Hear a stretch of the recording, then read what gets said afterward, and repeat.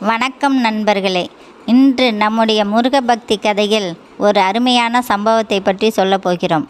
இது மிக பெரிய தமிழறிஞர் ஔவையார் மற்றும் பாலமுருகர் சம்பந்தமான ஞான கதை.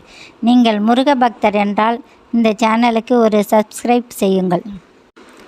ஒரு நாள் ஔவையார் தென் தமிழகத்தில் ஒரு கிராமத்துக்கு சென்றிருந்தார். வெயில் அதிகமாக இருந்ததால் ஒரு மரத்தின் கீழ் அமர்ந்தார். அப்போது அருகே ஒரு சிறுவன் நின்று கொண்டிருந்தான். ஔவையார் சிறுவனை பார்த்து, "பசிக்குது, பழம் பறித்து போடுகிறாயா?" என்று கேட்டார். அந்த சிறுவன் சிரித்தபடியே கேட்டான், "சுட்ட பழம் வேண்டுமா, வெறும் பழம் வேண்டுமா?" என்று. ஔவையார் சற்று குவிந்தார். "என்ன கேட்கிறாய்?" என்றார். பிறகு சிறுவன் ஒரு பழத்தை மரத்திலிருந்து கீழே தள்ளினான். ஔவையார் அந்த பழத்தை எடுத்து சாப்பிட்டபோது அது வெயிலில் சூடாக இருந்தது. அவர் ஆச்சரியப்பட்டார். "சுட்ட பழமா?" என்றாரே, அது உண்மையாகவே சுட்ட பழமா? அவருக்கு ஒரு உணர்வு வந்தது. இது சாதாரண குழந்தை அல்ல.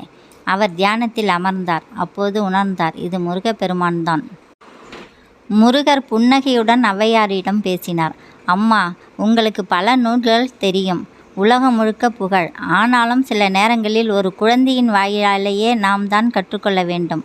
ஔவையார் பணிந்து நின்றார். முருகர் அவருக்கு பரிபூர்ண ஞானம் வழங்கினார். இந்த அதிசய சம்பவம் நடந்த இடம்தான் வள்ளியூர். இங்கே முருகர் பால வடிவில் அருள் கூர்ந்து இருக்கிறார்.